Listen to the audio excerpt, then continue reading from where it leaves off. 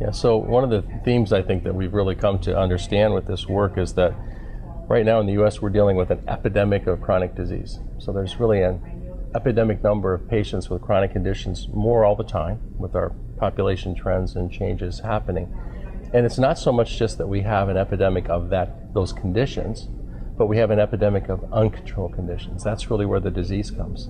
There's nothing inherently about diabetes that's life-changing other than when it's uncontrolled. There's nothing about having high blood pressure that should end your life unless it's uncontrolled. Cholesterol disorder is the same thing. So when we look at growing numbers of patients who have chronic conditions and that uncontrolled, in some studies 50 to 80% of patients uncontrolled, then we absolutely know what happens then. We have an epidemic of the damage caused by uncontrolled chronic conditions. And like any other epidemic, it's bad enough to sit and watch it, but when we have treatment available to fix it, and we're not providing that treatment, it's devastating to our system to understand that. So just as we learned with tuberculosis, we had this horrible infection, debilitating people over months or years, and finally an antibiotic regimen was developed to treat tuberculosis. But it wasn't something you could take once and be done. It wasn't even something you could take for a week and be done. It took months and months of daily treatment. So in order to stop the epidemic of TB, it was almost cured in the 80s, it had to have a system of implementation, a delivery system to get that cure to patients. It was different in rural Appalachia than it was in urban Chicago or New York. It was different in rural areas. But whatever it took, that's what we did. We did what was necessary. A very unique public-private partnership came together to directly observe and deliver that therapy in a safe and effective way to essentially, almost, by the 80s, eradicate tuberculosis. We did the same with smallpox and other EPIC campaigns. So I think it's time to have an EPIC campaign to really treat the conditions that we know, to stop the epidemic of uncontrolled chronic disease. It's been estimated that 75% of the healthcare costs go to treat uncontrolled chronic conditions. And our healthcare system that has been built up to wait and profit off of rescuing those patients really needs to be turned and profit off of delivering the preventive care that we know will stop that. That's where true savings can come. And so once our teams understand that their patients are in harm's way, they have the resources and technology, they have the access, they have the tools, all they need is a delivery system to get it done. They move away quickly from issues of patient compliance or adherence, and they start working on getting to goal. So we're talking now a language about setting some really bold, epic goals.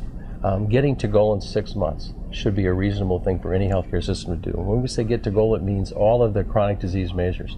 So a patient with diabetes, once we say you are my patient, you should be at goal within 6 months. Once we say you have high blood pressure and you are our patient, you should be at goal within 6 months. If we did that, if we made that commitment, we would start putting together the tools that we already have, the resources that we already have. We like to think we're on a campaign now to transform healthcare, and the idea really is we have to transform healthcare with this workforce, the resources, and the tools that we have today. We can't build a new delivery system overnight. We can't train a new workforce, but we have a workforce that can do this work. So really where we are is, I think, at a point of transforming the healthcare system with that workforce and with the resources. We have the knowledge to do it. So once we have that awareness that providing integrated medication management in a coordinated way for our patients with chronic conditions, we know now that works. That is essentially the antituberculous therapy that, when given over time, cures TB. We have that. Not getting that to our patients more than half the time, it's devastating. And it's no longer acceptable. So we like the idea of putting a timeline on that. Getting to goal at 6 months should be our standard. Any delivery system should be able to do that. They can't do it as currently structured. It's going to mean pulling in pharmacists and other team members. It's going to be getting patient adherence sort of off the top of the list as a problem, restructuring and reframing to what it takes to get it done. We're doing this now in hospital-based systems and in hospital service lines routinely. We set these heroic goals. A patient comes in with an acute MI anywhere in the country, they're going to be in a cath lab with that artery open within 90 minutes. It's a goal we set, and we're meeting it. Once we decide that that can be done, that heart tissue can be saved by making that intervention, we set that goal, and we put our teams busy doing it. And people figure out how to get it done, and when they do, they share those best practices. That's what's happening with the PSPC performance story. They're figuring out how to take their high-risk patients, getting them to goal quickly, and then sharing those lessons with other systems. It's time to have a national campaign, an EPIC campaign to say, we're done. No more out of control, no more uncontrolled chronic conditions. We can't afford it. It's not ethical to let our patients suffer when we know we have the solutions on the shelf that can fix it. It's time to do it. We're just waiting for the will to step up as a country and make the changes. PSBC is leading the way, soon having 400 teams out doing this kind of work.